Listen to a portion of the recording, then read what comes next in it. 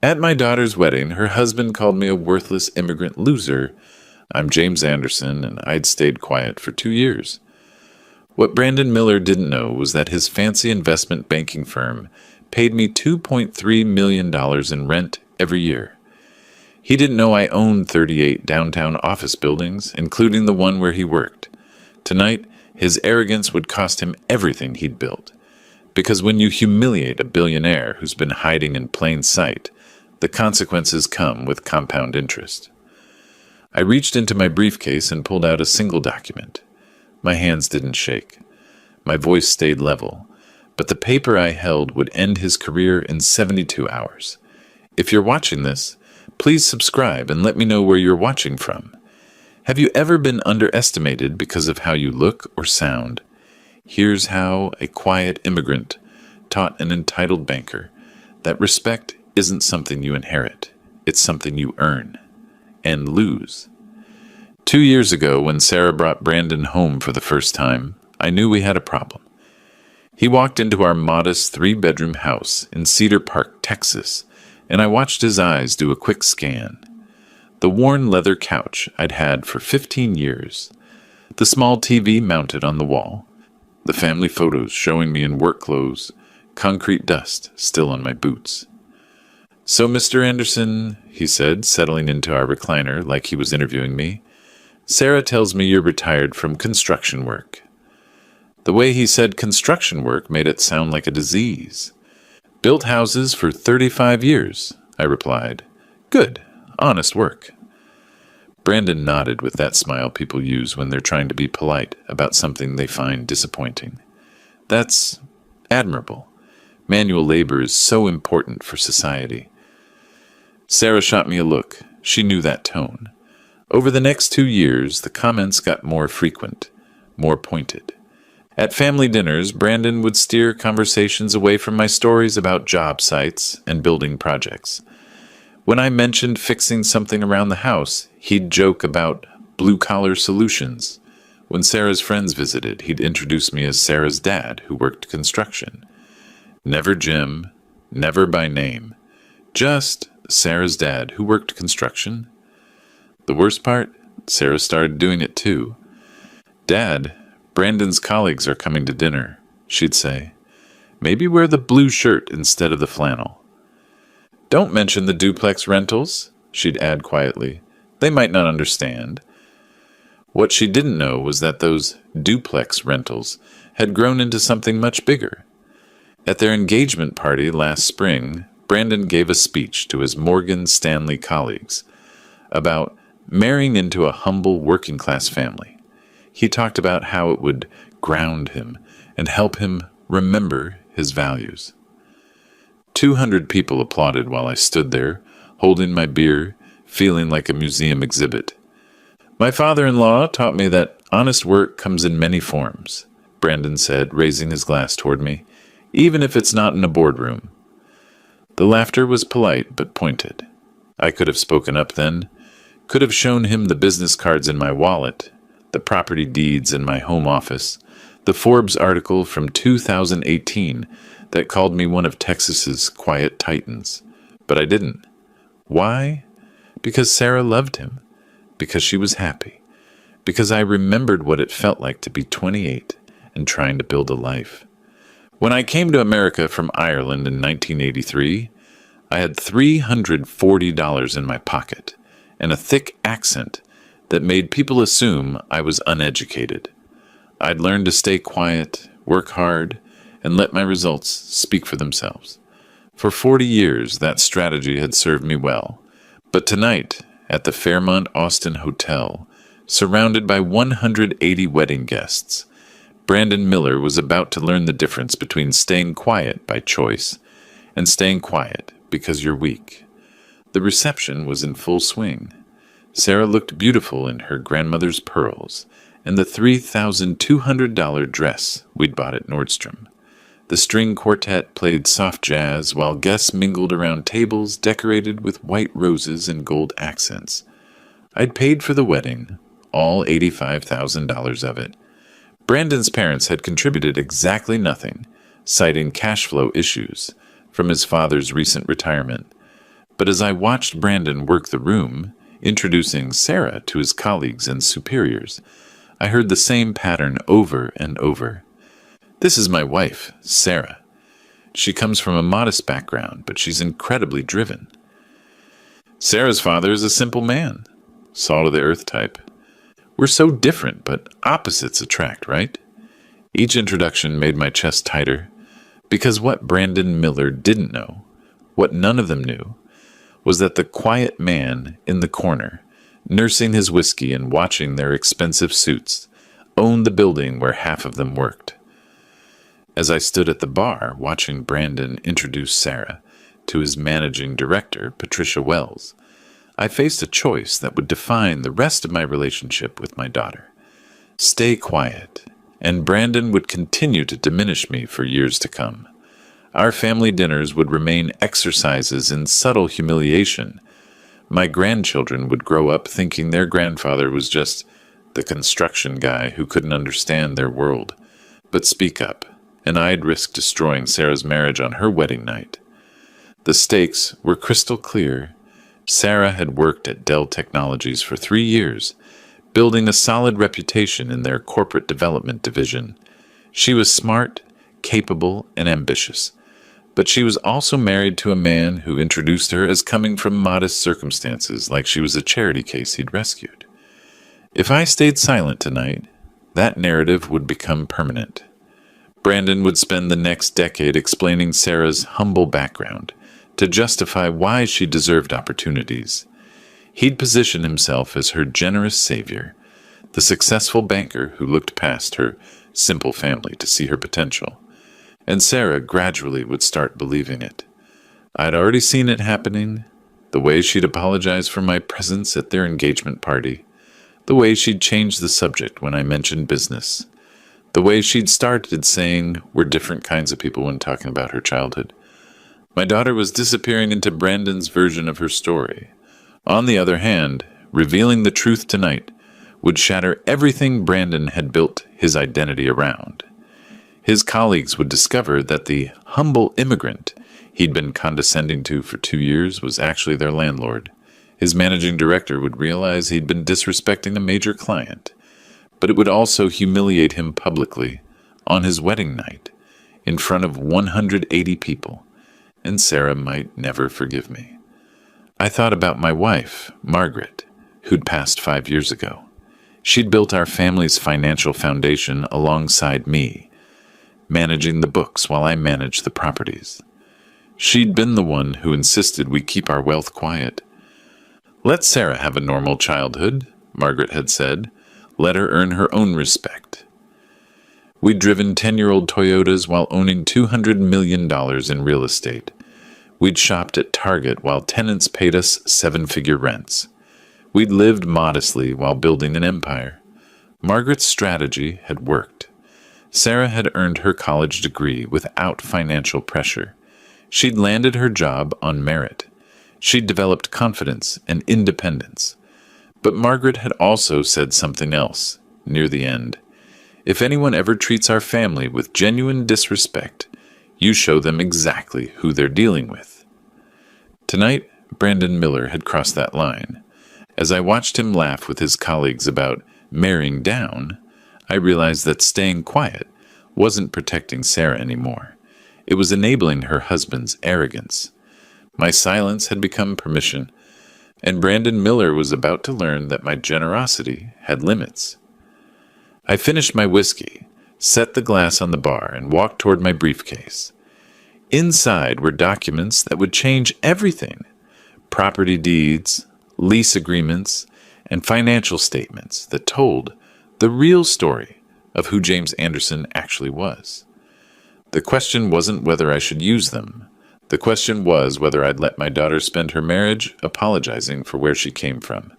The moment came during the cocktail hour, when Brandon was holding court with 5 of his Morgan Stanley colleagues near the champagne fountain. I approached their circle carrying my briefcase. Brandon saw me coming and his expression shifted. That look people get when an unwanted relative approaches during an important business conversation. "Dad," Sarah said, appearing at my elbow. Brandon's just talking shop with his team. That's fine, I said quietly. I'd like to introduce myself properly. Brandon's laugh was nervous. Actually, Jim, we're discussing some pretty complex financial instruments. Might be a bit over your head. His colleagues smiled politely. Patricia Wells, the managing director, glanced at her watch. Try me, I said. Dad, please, Sarah whispered. Brandon's smile widened. He was enjoying this. Okay, we're structuring a $400 million commercial real estate acquisition. Multi-property portfolio, very technical stuff. Interesting, I said. What's the cap rate? The smile faltered slightly. Excuse me.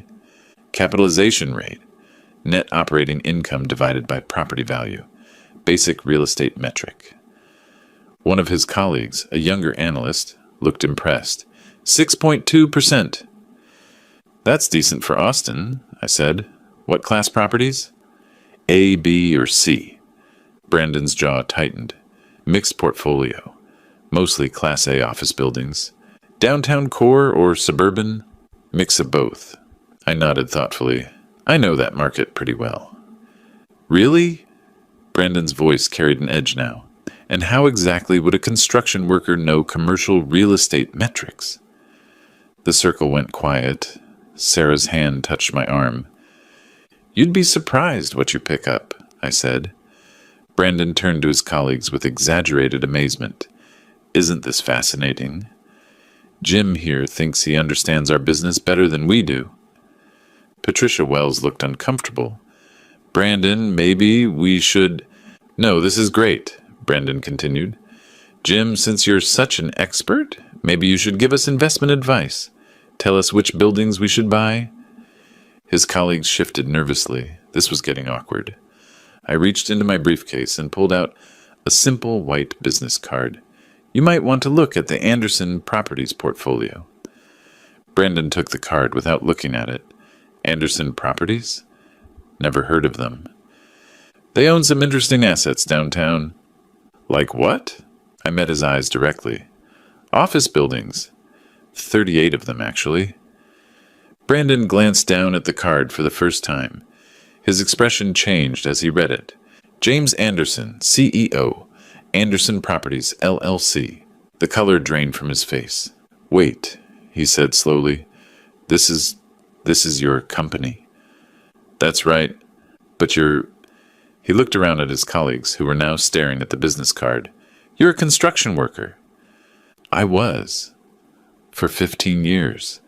Then I bought my first duplex in 1987. Patricia Wells stepped forward, her expression shifting. Mr. Anderson, did you say Anderson Properties? Yes, ma'am. She looked at Brandon, then back at me. We've been trying to get a meeting with Anderson Properties for 6 months. They own half the buildings we lease space in. Brandon's hand was trembling slightly as he held the business card. This is impossible. What's impossible? I asked. You can't own Anderson Properties. They're worth about $1.4 billion, last appraisal. The silence stretched for 10 seconds. Wedding guests continued chatting around us, unaware that Brandon Miller's world was collapsing in real time. Dad? Sarah's voice was barely a whisper. I turned to her with the same calm expression I'd worn all evening. Yes, sweetheart. Is this real? Very real. Brandon was staring at the business card like it might catch fire. But why didn't you ever... Never came up. Never came up? His voice cracked. You let me think you were just a... Just a what, Brandon? He looked around at his colleagues, who were now studying him with professional curiosity. Patricia Wells was clearly recalculating everything she thought she knew about this conversation. I don't understand, Brandon said weakly. It's simple, I replied. You assumed. I didn't correct you. But the house? The clothes? The truck? I like my house. My clothes are comfortable. The truck runs fine. Sarah was staring at me like she'd never seen me before. Dad, why didn't you tell me? Your mother and I wanted you to build your own life, make your own way. Brandon's colleague, the young analyst, cleared his throat. Mr. Anderson, we've been trying to contact your company about leasing opportunities. Do you handle tenant relations personally? I smiled. Depends on the tenant. Brandon made a choking sound. Patricia Wells extended her hand. Mr. Anderson, I'm Patricia Wells, Managing Director at Morgan Stanley, Private Wealth. I believe we manage some investment accounts for Anderson Properties. That's right. Since 2019? Brandon looked like he might faint. The first round was over. 20 minutes later, Brandon pulled me aside near the hotel's marble staircase, away from the reception noise. His confidence was returning, but I could see the calculation in his eyes. He'd had time to think, and thinking was dangerous for a man like Brandon Miller. Jim, I need to understand what's happening here. What's to understand? This business card. This company. He held up the card like evidence. I've never seen you in any real estate circles. Never seen your name in the Austin Business Journal. I keep a low profile. Nobody keeps this low a profile. His voice was gaining strength. A $1.4 billion company doesn't just hide. I could see him building a case in his mind, looking for the flaw, the explanation that would put me back in the box where I belonged. Maybe you're partners with Anderson Properties. Maybe you do maintenance work for them. Maybe you should do your research before you decide what's possible. But Brandon was already pulling out his phone. Let me just verify a few things. He walked to the corner, his fingers flying across his screen. I watched him search, scroll, frown, search again. After 5 minutes, he returned with a puzzled expression. I can't find much about Anderson Properties online. Just basic corporate filings. No executive profiles. No media coverage. I told you, I keep a low profile. But there's one thing. His eyes lit up with what he thought was victory. Forbes mentioned an Anderson Properties in 2018. Some article about quiet titans. But they didn't use any photos. Just called the owner a reclusive real estate investor.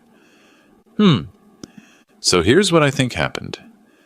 Brandon's confidence was fully restored now. You saw that article? You had this business card made. You're playing some kind of elaborate joke. I looked at him steadily. Why would I do that? Because you're embarrassed. Because you want to impress my colleagues. Because you can't stand that I'm successful and you're not. The accusation hung in the air between us. Brandon! My voice stayed level. What's the address of your office? What? Your office at Morgan Stanley. What's the address? 221 West 6th Street. Why? Nice building. Granite lobby, 32 floors. Yeah, so you pay about $87 per square foot for that space. Prime downtown location. Brandon frowned. How could you possibly know our rent per square foot? Lucky guess. But I could see the doubt creeping back into his expression. Because that number was exactly right, and there was no way a construction worker should know it. The lease runs through December 2026, I continued, renewable for 2 5-year terms. Your firm occupies floors 18 through 22. Brandon's face went pale again. How do you? Property management is detail work, but you'd have to be. What? He couldn't finish the sentence, because to know those details, I'd have to be exactly who I claimed to be. Meanwhile, Sarah had been watching this conversation from across the room. She approached us with Patricia Wells, who looked like she had something important to say. Dad, Patricia was telling me about Anderson Properties. Patricia Wells smiled professionally. Mr. Anderson, I hope you don't mind, but I called our office to pull your account information. Brandon straightened. Here it was, the proof that would expose my lie. Our wealth management division handles approximately $340 million in investment accounts for Anderson Properties, LLC, Patricia continued. The account was opened in September 2019. Brandon's mouth fell open. We've been hoping to expand that relationship, Patricia said. Anderson Properties has been one of our most sophisticated clients. Very conservative investment strategy. excellent returns." "You're serious," Brandon whispered. "Completely serious." Patricia looked confused. "Brandon, you told me Sarah's family was from a modest background." Brandon's eyes darted between Patricia, Sarah, and me. The pieces were clicking into place, and the picture wasn't one he liked. "I need some air," he said suddenly. But as he started to walk away, Patricia called after him. "Brandon, wait!" "There's something else you should know." He stopped. "Your office building, 221 West 6th Street. We've been negotiating a lease renewal on behalf of one of our real estate clients." Brandon turned slowly. "What client?" Patricia looked at me, then back at Brandon. "Anderson Properties owns your building, Brandon. They've been your landlord for 2 years. The blood drained completely from Brandon's face.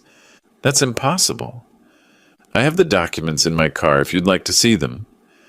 Sarah was staring at me with a mixture of shock and something else I couldn't quite read. Pride, confusion, fear. "Dad," she said quietly, "is she telling the truth?" "She is." "So every month when Brandon goes to work?" "He goes to work in my building." Brandon sat down heavily in a nearby chair. "This isn't happening." But it was happening, and it was about to get much worse, because Brandon Miller had spent 2 years disrespecting the man who owned the ground beneath his feet. And now, in front of his managing director and his new wife, he was learning that respect isn't something you inherit. It's something you earn, and something you can lose very, very quickly. The question was whether Brandon was smart enough to recognize his situation and apologize, or arrogant enough to keep digging his hole deeper. Based on everything I'd seen over the past 2 years, I suspected I knew which path he'd choose. The moment I knew there was no going back came during the toasts. Brandon had retreated to the bar after learning about the building ownership, but instead of processing the information and adjusting his behavior, he'd started drinking, heavily. By the time dinner was served, he'd consumed at least 4 whiskeys. His cheeks were flushed, his eyes were bright, and his judgment was completely gone. That's when he decided to give an impromptu speech. The string quartet had just finished playing, and the natural lull gave Brandon his opening. He stood up at the head table, tapped his knife against his champagne flute, and waited for attention. "Ladies and gentlemen," he called out, his voice carrying across the ballroom, "if I could have your attention for just a moment." The 180 guests turned toward him expectantly. Sarah looked nervous. "I want to talk about family tonight," Brandon began, his words slightly slurred, but still clear enough for everyone to hear. "About where we come from and where we're going." I felt a knot forming in my stomach. When I met Sarah 2 years ago, I was struck by her strength, her determination to rise above her circumstances. He gestured toward our table.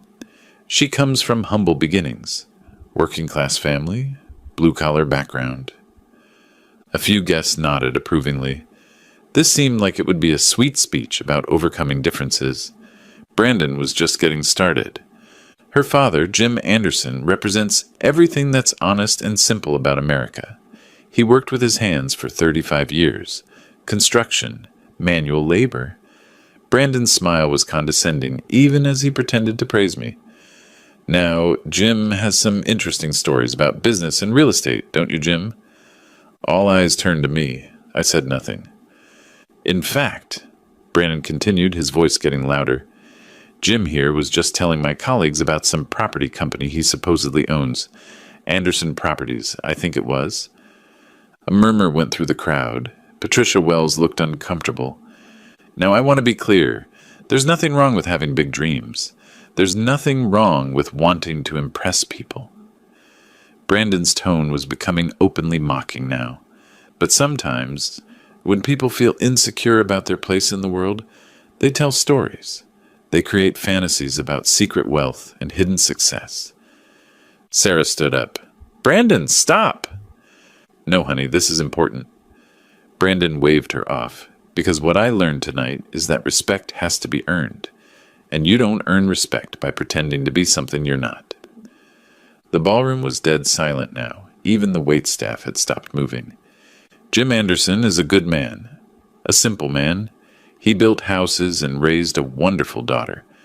Brandon raised his glass toward me. But he's not a real estate mogul. He's not a secret billionaire. He's just a retired construction worker who wants to feel important at his daughter's wedding. The cruel laughter that followed was scattered but audible. And that's okay, Brandon continued. We can't all be successful in business. We can't all understand the complex financial instruments. Some of us are meant to work with our hands, and some of us are meant to work with our minds. I watched my daughter's face crumble as her husband publicly humiliated her family. So let's toast to honesty, Brandon said, raising his glass higher, to knowing our place in the world, to simple people living simple lives, and successful people building something greater. The applause was confused and reluctant. Most guests could sense that something had gone wrong, but they weren't sure what. But Brandon wasn't finished. Jim, why don't you stand up? Let everyone see the real patriarch of the Anderson family, the man who builds other people's dreams instead of his own. The mockery in his voice was unmistakable now. That's when I stood. The ballroom fell completely silent as I rose from my chair. All 180 guests were staring at me, waiting to see how the simple construction worker would respond to being publicly demolished by his son-in-law. I walked slowly to the microphone, my briefcase in hand. Brandon stepped aside with a smug smile, clearly believing he'd won some kind of victory. I adjusted the microphone and looked out at the crowd.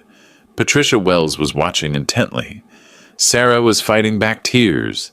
The other guests were leaning forward, sensing drama. Brandon makes some interesting points, I said quietly, about honesty, about knowing your place in the world. Brandon nodded approvingly. He's right that respect has to be earned, I continued, and he's right that some people work with their hands while others work with their minds. I could see Brandon relaxing, thinking I was going to meekly agree with his assessment. What Brandon doesn't know, I said, opening my briefcase, is that the best business people do both. I pulled out a manila folder and set it on the podium. These are property deeds, I announced, 38 of them, downtown Austin office buildings, purchased between 1987 and 2023. The silence was complete now. Total portfolio value, according to the most recent appraisal, $1.4 billion. Gasps rippled through the crowd. Brandon is correct about one thing. I did work construction for 35 years. I built houses, office buildings, shopping centers. I learned every aspect of real estate development from the ground up. I could see Brandon's face losing color. And then I started buying the buildings I helped construct. I pulled out another document. This is the lease agreement for 221 West 6th Street, the building where Morgan Stanley Private Wealth has their Austin offices. Patricia Wells nodded slowly.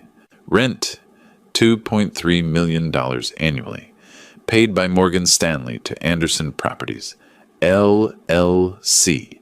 Tenant manager, Brandon Miller. The crowd was completely still, so Brandon is absolutely right. We should know our place in the world. I looked directly at him. Your place is in my building, paying me rent, every month, for the past 2 years. Brandon's champagne glass slipped from his hand and shattered on the floor. The sound echoed through the silent ballroom like a gunshot. The silence after the champagne glass shattered lasted exactly 7 seconds. Then Patricia Wells started laughing. Not cruel laughter, not mocking laughter. The laughter of someone who suddenly understood a joke that had been building for 2 years. "Oh my God," she said, loud enough for half the ballroom to hear. "Brandon, you've been condescending to our biggest client." Brandon looked like he'd been struck by lightning. "What?" Patricia stood up, walked to the head table, and extended her hand to me. "Mr. Anderson, I owe you an apology. If I'd known who you were tonight, this entire situation could have been avoided." "No apology necessary," I said, shaking her hand. "But there is." Patricia turned to address the crowd, speaking clearly into the microphone. Ladies and gentlemen, I'm Patricia Wells, Managing Director at Morgan Stanley Private Wealth. I've had the privilege of managing Anderson Properties' investment portfolio for the past 4 years. She gestured toward me with obvious respect. Mr. James Anderson is one of Austin's most successful real estate developers. His company owns more than half the downtown office space that houses Austin's major financial firms. The crowd was hanging on every word. Anderson Properties has generated over $190 million in annual rental income for the past 3 years. Mr. Anderson is, by any measure, one of Texas's most successful businessmen. Brandon was gripping the edge of the table like it was the only thing keeping him upright. He's also, Patricia continued with a slight smile, Brandon's landlord. That's when the murmurs started, wedding guests turning to each other, processing what they'd just learned. The quiet man in the corner wasn't a simple construction worker. He was the person who owned the buildings where many of them worked. But I wasn't finished. I pulled out another document from my briefcase. This is a Forbes article from September 2018. Quiet Titans. The billionaires you've never heard of. I held up the magazine page, showing the headline and my photo, the first public picture I'd ever allowed. Anderson Properties was featured as one of America's most successful private real estate companies, built without investors, without debt, without publicity. Sarah was staring at the magazine page like she was seeing a ghost. The article estimated our net worth at $1.2 billion. The actual number is now $1.4 billion. Brandon made a sound somewhere between a groan and a whimper. Now, I said, looking out at the crowd. Brandon was absolutely right about something. Respect does have to be earned. I turned to face him directly. The question is, what happens when someone shows profound disrespect to the person who's been quietly earning their respect for 40 years? Brandon tried to speak, but no words came out. Patricia Wells was watching this unfold with the fascination of someone seeing a masterclass in quiet power. For 2 years, I continued, I've listened to Brandon explain to people that Sarah comes from a modest background. I've watched him apologize for my presence at family gatherings. I've heard him tell colleagues that marrying Sarah was an act of charity. The crowd was completely captivated now. I stayed quiet because I wanted Sarah to build her own life. Because I believed in letting people show their true character. Because I thought respect would come naturally once Brandon got to know our family. Sarah was crying now, but I couldn't tell if they were tears of shame, pride, or relief. Instead, Brandon used my silence as permission to diminish everything I'd built, everything our family represents. I pulled out one final document. This is the rental agreement for the Fairmont Austin Hotel, the building where we're celebrating tonight. I held it up for everyone to see. Owned by Anderson Properties since 2021. Several guests gasped audibly. So Brandon gave his speech about knowing our place in my hotel after spending 2 years working in my office building while married to my daughter. Brandon finally found his voice. Jim, I didn't know. You didn't know because you never asked. You assumed. The ballroom was so quiet you could hear the air conditioning. You assumed that because I worked construction, I was uneducated. You assumed that because I drove an old truck, I was unsuccessful. You assumed that because I spoke with an accent, I was beneath you. Brandon's face was completely white now. But here's what you should have assumed, Brandon.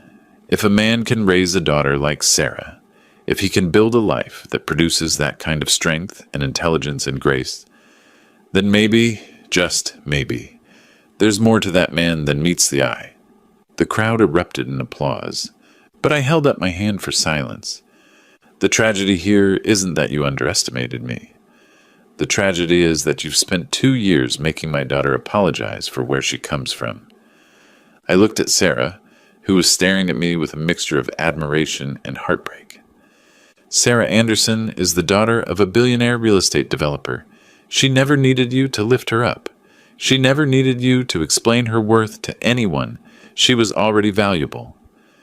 The applause this time was thunderous, but as the crowd clapped, I watched Brandon's expression change from shock to humiliation to something darker. Rage. And I realized that a man who could spend 2 years systematically diminishing his wife's family wasn't going to simply accept this reversal with grace. He was going to fight back, which meant the real confrontation was just beginning. Brandon's rage erupted exactly 3 minutes after the applause died down. He grabbed the microphone from my hands with shaking fingers, his face twisted with humiliation and fury. "This is bullshit," he shouted onto the microphone, his voice echoing through the ballroom. "Complete bullshit." The crowd went silent again, but this time with shock at his outburst. "You want to know the truth?" Brandon's voice was slurring worse now. "This is all fake. Documents can be forged. Business cards can be printed. This is just a pathetic old man who can't stand that his daughter married someone successful."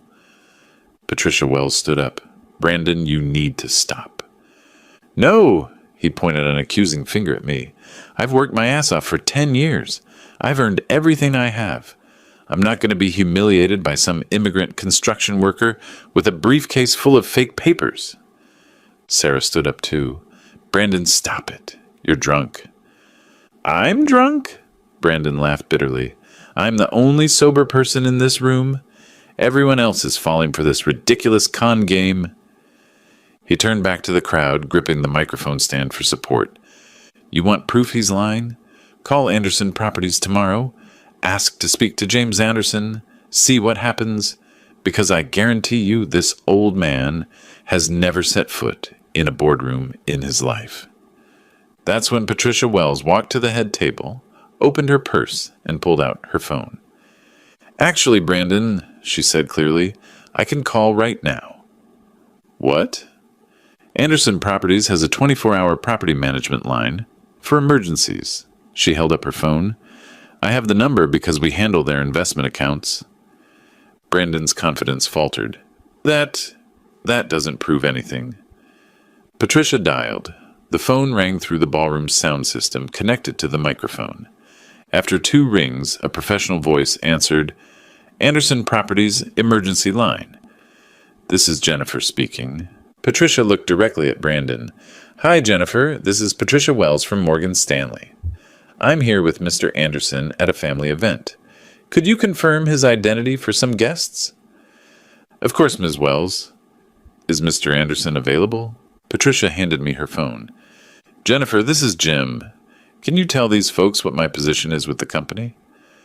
"Certainly, Mr. Anderson. You're the founder and CEO of Anderson Properties, LLC. Would you like me to read your bio from our corporate materials?" "That would be helpful." Jennifer's voice filled the ballroom. James Anderson founded Anderson Properties in 1987 with the purchase of a single duplex in East Austin. Over 36 years, he has built the company into one of Texas's largest private real estate portfolios, encompassing 38 downtown office buildings with a combined value exceeding $1.4 billion. Brandon was staring at the phone like it was a poisonous snake. The company generates approximately $190 million in annual rental income and maintains a 97% occupancy rate. Mr. Anderson is considered one of Austin's most successful private real estate developers. "Thank you, Jennifer," I said, ending the call. The ballroom was completely silent. Brandon's mouth was opening and closing like a fish gasping for air. That's when I opened my briefcase one final time and pulled out a manila envelope. "Brandon," I said quietly, "I tried to give you a chance to apologize, to show some humility, to demonstrate that you understood the situation." His eyes were fixed on the envelope. "Instead, you doubled down. You called me a liar. You accused me of fraud. You humiliated my daughter on her wedding night." I opened the envelope and pulled out a legal document. "This is a notice of lease termination for 221 West 6th Street. Anderson Properties' legal right to terminate any lease with 90 days' notice for breach of tenant conduct standards. Brandon's face went from white to green. Effective immediately, Morgan Stanley Private Wealth has 90 days to vacate the premises. Patricia Wells gasped, "Mr. Anderson, surely we can discuss this." "I'm not terminating Morgan Stanley's lease," I said clearly. "I'm terminating it because of Brandon Miller." I pulled out another document. This is a formal complaint to Morgan Stanley's Human Resources Department, documenting Brandon's public intoxication and unprofessional conduct toward a major client. Brandon tried to grab the documents, but I moved them out of reach. "And this," I said, producing a third paper, "is a letter to the Texas Department of Banking, questioning whether someone with Brandon's judgment and impulse control should maintain a financial services license." "You can't do this," Brandon whispered. "I can, and I am." Patricia Wells was looking at Brandon with undisguised disgust. "Brandon, you've just cost our firm a $2.3 million annual lease because you couldn't control your mouth." "But it's not fair," Brandon protested. "I didn't know." "That's the point," I said. "You didn't know because you didn't care enough to find out. You made assumptions based on prejudice, and you acted on those assumptions for 2 years. I handed the termination notice to Patricia Wells. "Ms. Wells, you have 90 days to find new office space. I'll provide positive references for Morgan Stanley as a company, but Mr. Miller's employment status is your decision." Patricia folded the document and put it in her purse. "It won't take 90 days to resolve Mr. Miller's employment status." Brandon looked around the ballroom desperately, seeking support from the 180 wedding guests who had just witnessed his spectacular downfall. He found none. "Sarah," he pleaded, turning to his wife, "say something. Tell them this is crazy." Sarah looked at her husband with an expression I'd never seen before. Cold, analytical, final. "I think you've said enough for both of us." The next 72 hours unfolded exactly as I'd predicted. Monday morning, Patricia Wells called an emergency meeting with Morgan Stanley's regional director. By noon, Brandon Miller's employment was terminated for conduct detrimental to client relationships and company reputation. By Tuesday, word had spread through Austin's financial community. The Austin Business Journal ran a story. Morgan Stanley, executive fired after public confrontation with billionaire client. They didn't name Brandon specifically, but everyone in the industry knew. By Wednesday, Brandon's Texas banking license was under review, and 3 headhunters who'd been courting him had stopped returning his calls. Sarah stayed with us that first week while Brandon moved out of their downtown condo. She didn't say much, just sat in the living room where she'd grown up, processing the complete destruction of everything she thought she knew about her family and her marriage. "Why didn't you tell me?" she finally asked on Thursday evening.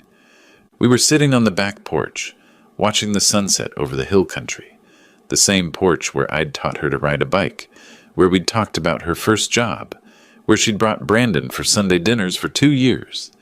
"Your mother and I wanted you to be proud of what you built yourself." But Brandon made me feel ashamed of where I came from. "That wasn't about where you came from.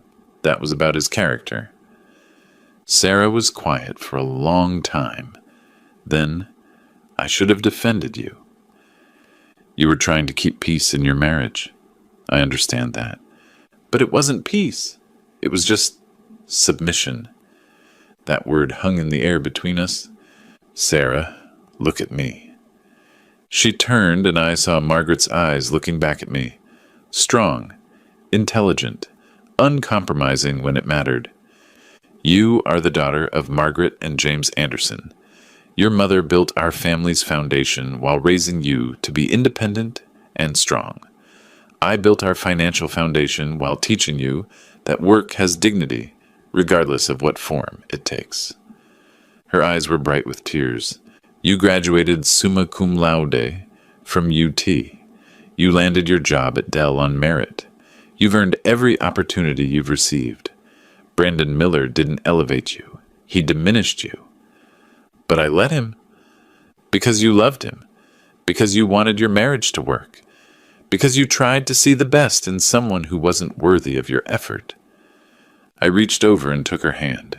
That doesn't make you weak. That makes you generous. But generosity has limits. The next week, Sarah filed for divorce. Brandon contested it, of course. He hired Austin's most expensive divorce attorney and tried to claim that I'd interfered with his marriage and destroyed his career through false pretenses. His lawyer lasted exactly 2 days. The moment they saw the documentation of Brandon's behavior, the recorded evidence from the wedding reception, and the testimony from Patricia Wells, they withdrew from the case. Brandon ended up representing himself in mediation, where he demanded half of Sarah's family assets. Mr. Miller, the mediator explained patiently, those assets belong to Mr. Anderson. Your wife has no claim to her father's business holdings. But they were hidden. She didn't know about them. That doesn't create a marital asset. If anything, it demonstrates that Mr. Anderson deliberately kept his wealth separate from your household. Brandon walked away from the marriage with exactly what he'd brought into it. Nothing. By Christmas, Sarah had moved back to Austin permanently. Dell offered her a position in their corporate development division, with a 40% salary increase and equity participation. She bought a house in Terrytown, close enough to visit, but far enough to maintain her independence. Brandon moved to Dallas, where he eventually found work with a smaller investment firm at 60% of his previous salary. His reputation in Austin was permanently damaged, and his Texas banking license remained under review. The ripple effects continued for months. Patricia Wells reached out personally to apologize and to propose expanding our business relationship. Morgan Stanley's wealth management division now handles $500 million in Anderson Properties assets. The Forbes article from 2018 was republished online with an updated profile. This time, I agreed to an interview.